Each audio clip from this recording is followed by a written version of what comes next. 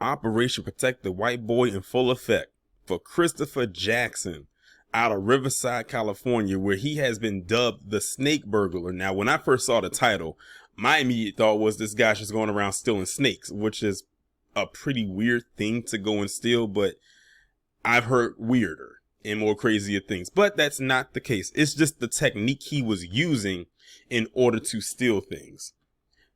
So let's examine and see the reason why he has ended up into the Operation Protect the White Boy playlist. Detectives in Riverside, California say they've wrangled their snake burglar, a man they believe is responsible for at least 70 commercial burglaries over the last 2 years. The first burglary allegedly took place in July 2021. Riverside police said they realized they had a serial slithering suspect once they reviewed multiple pieces of surveillance footage from different businesses of the man, with the same MO. Officers dubbed the suspect the Snake Burglar because the suspect would typically remove a window pane to break into a business and then crawl along the floor to avoid any motion activation to alarm systems.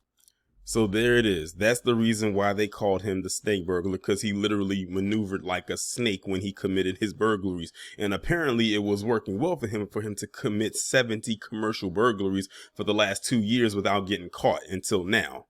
Once the suspect was in, he would typically search for a safe, cut it open, and steal money. Police said they finally caught up to their guy on April 12th after they received a call from a security company that noticed a man peering into the front of a local business, then started tampering with weather stripping around a window. Officers said they spotted the suspect, Christopher Jackson, outside the business with his hands up. Come to find out, Jackson had been arrested several times before for other crimes and was recently sentenced to serve 6 sentences of 16 months in jail after pleading guilty to 23 felonies. But due to overcrowding in the jail system, police said he only had to serve 10 days in jail and was released in November 2022. So that's where the Operation Protect the White Boy for him kicks in. This guy had so many run-ins with the law, but due to overcrowding, he only spent 10 days in jail. Now, I bet you if Christopher Jackson was a black man, they would have found room for him and found a way to make him stay longer than 10 days. 7 felony warrants were out for Jackson's arrest when police caught him outside the business. He was arrested and booked into the Robert Presley Detention Center and is being held on a $100,000 bail.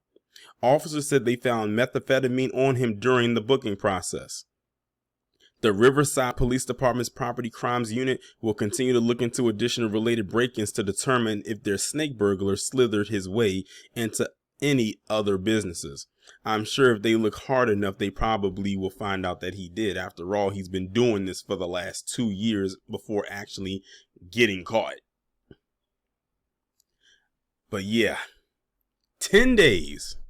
This guy was supposed to do years behind bars, and he only got 10 days because of, or due to, overcrowding. I think I had read somewhere where he was supposed to get like 8 years or something along those lines. Don't quote me on that. But imagine going from 8 years allegedly down to 10 days. And I wish they would have said what businesses this was, because they said commercial break-ins. So that sounds pretty major to me. This wasn't like no breaking into a mom and pop shop. Like, he was breaking into major businesses. And he had a formula that was working for him for a while. So imagine how much he actually made off with. Because they didn't specify in the article how much money he took. Because they say he took money. Like, he would break into the safe, take the money, and get out. And it makes you wonder what else he took. Because I'm sure it wasn't only just money. He probably took jewelry as well. And you know what's even crazier?